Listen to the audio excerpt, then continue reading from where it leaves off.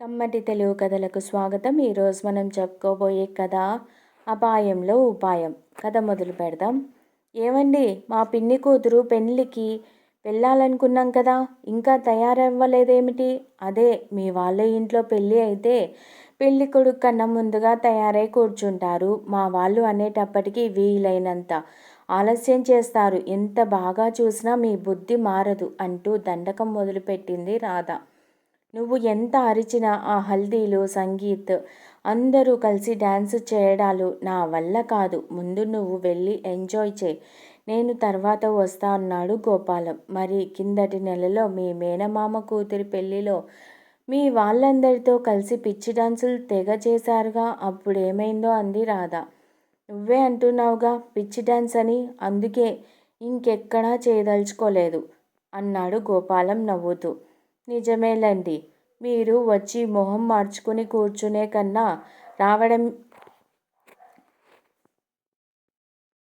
తర్వాత రావడమే నయం అంటూ పెళ్ళికి బయలుదేరింది రాధ.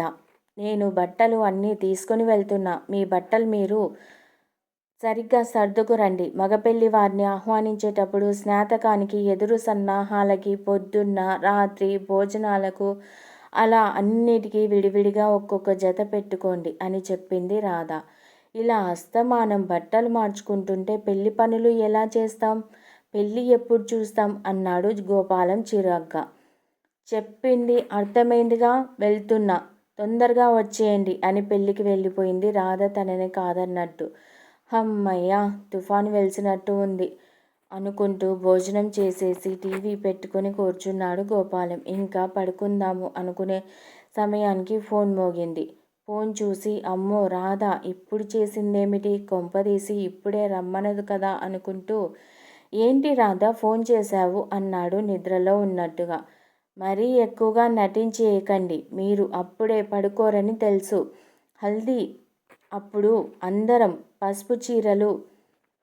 పసుపు రంగు చీరలు కట్టుకుందామనుకున్నాం. నా పసుపు రంగు చీర బీరువాలో ఉండిపోయింది, అది తీసి రాపిడోలో పంపించండి, పసుపు మీద ఎర్ర చుక్కలు ఉంటాయి అంది రాధ. అబ్బా, అవన్నీ నాకేం తెలుస్తాయి, ఏదో ఒకటి కట్టుకో అన్నాడు గోపాలం. అదే తెలుస్తుంది, ముందు బీరువా తీయండి అంది రాధ. బీరువా తెరిచిన గోపాలానికి అది చిన్న బట్టల కొట్టులా అనిపించింది.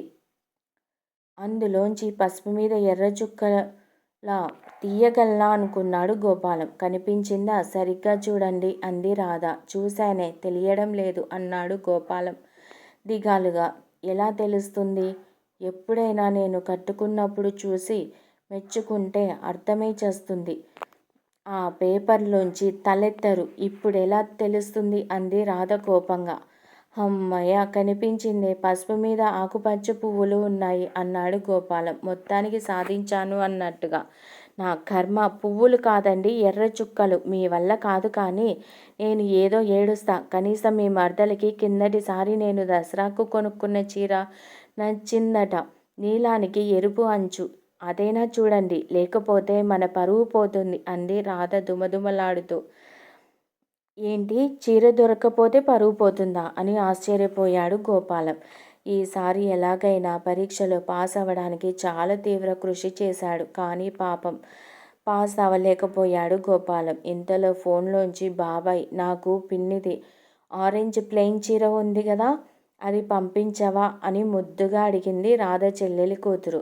వింటున్నారా, నా పుట్టినరోజుకి కొనుక్కున్న చీర అది, గుర్తుందా అంది రాధ.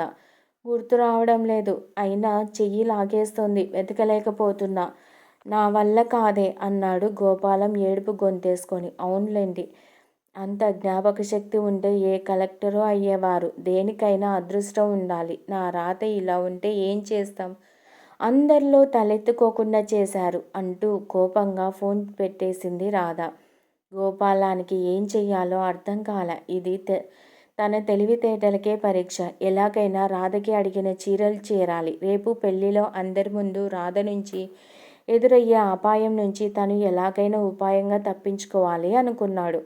అక్కడ పెళ్లివారి ఇంట్లో పనుల్లో హడావిడిగా ఉన్న రాధను వాళ్ళ నాన్న, రాధి, ఒకసారి ఇలా రమ్మా, నీకు ట్రక్కులో పెద్ద బీరువా వచ్చిందే, నువ్వు సంతకం పెడితే గాని దింపడంట అని అరిచాడు. అంతే. ఆ అరుపు విని రాధతో పాటు అందరూ బీరువా రావడం ఏమిటి, ఎవరు పంపారో అనుకుంటూ బయటకు పరిగెత్తుకుని వచ్చారు. తన ఇంట్లో ఉండవలసిన బట్టల బీరువా అలా ట్రక్కులో చూసేసరికి రాధకు ఏమీ అర్థం కాలే. అమ్మా, ఈ బొకే కూడా మీకే అంటూ బీరువా తెచ్చిన అతను రాధ చేతిలో బొకే పెట్టాడు. బొకేకి ఒక చిన్న కార్డు. దానిమీద ఎవరికి నచ్చిన చీర వాళ్ళు కట్టుకోండి, ప్రేమతో గోపాలం అని ఉంది. అని చదివిన రాధ నోట మాట రాక ఉండిపోయింది. ఈ కథ మీకు నచ్చినట్లయితే ప్లీజ్ లైక్ చేయండి, షేర్ చేయండి. కమ్మటి తెలుగు కథల ఛానల్ను సబ్స్క్రైబ్ చేయండి. Thank you very much.